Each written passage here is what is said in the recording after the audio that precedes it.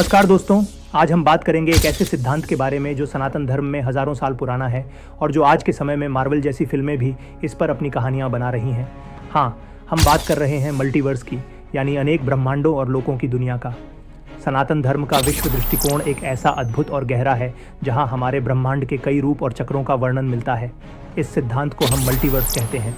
आज हम इस रहस्यमयी विषय को समझेंगे जिसे पुराणों और वेदों में व्याख्या की गई है।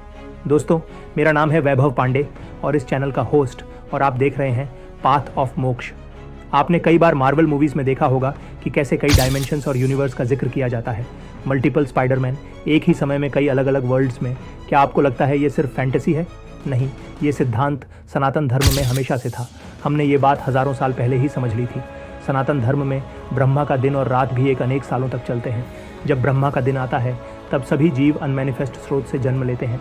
जब रात होती है तब सब कुछ फिर से अपने अनमैनिफेस्ट स्रोत में समाहित हो जाता है। यही है हमारा ब्रह्मांड, जो हर समय नया होता है और हर चक्र के साथ एक नए रूप में निर्माण होता है।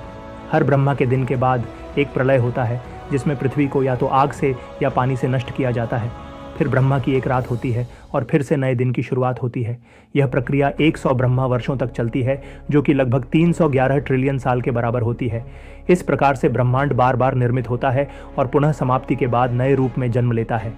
पुराणों में 14 लोकों का वर्णन है जो अलग अलग तत्वों और जीवों से भरे होते हैं, जैसे स्वर्ग, पृथ्वी, पाताल और भी कई लोक, जो हर एक का अपना अलग स्थान और गुण होता है। हर लोक अपनी खास पहचान के साथ अपनी कहानियों और विशेषताओं से भरा होता है। इन्हीं लोकों के साथ एक और सिद्धांत है जो है प्लेन्स ऑफ एग्जिस्टेंस। ये प्लेन्स एक दूसरे के ऊपर स्टैक होते हैं और हर एक का अपना अलग अनुभव और ज्ञान होता है। सबसे नीचे का प्लेन है हमारी भौतिक दुनिया, जहाँ हम रह रहे हैं।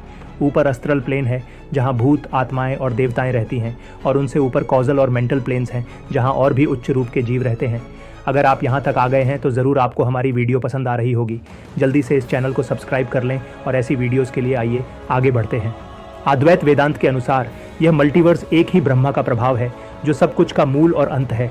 हर यूनिवर्स अलग होता है, लेकिन सब एक दूसरे से जुड़ा हुआ होता है और एक विशेष रूप में ब्रह्मा के अंदर समाहित होता है।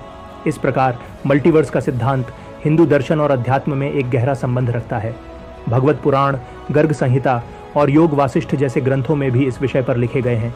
जैसे भगवत पुराण के 6.167 में कहा गया है, हर ब्रह्मांड 7 परतों से घिरा हुआ है और हर परत पिछली परत से 10 गुना अधिक गहरी होती है। हर यूनिवर्स अपनी जगह पर रहकर अनंत की तरफ बढ़ता है। यह श्लोक हमारे मल्टीवर्स के सिद्धांत को और मजबूत करता है। योग वासिष्ठ में कहा गया है, जो भी कुछ है वह सब कुछ अंतरिक्ष से उत्पन्न और उसमें स्थिर है। यह वही शुद्ध और शून्य स्थान है जो दिव्य समझ से है, जिसमें ये अनगिनत दुनिया जैसे समुद्र की लहरें हमेशा इसके भीतर घूमती रहती हैं। यह श्लोक हमारे मल्टीवर्स के संबंध में एक और गहरा पहलू प्रस्तुत करता है।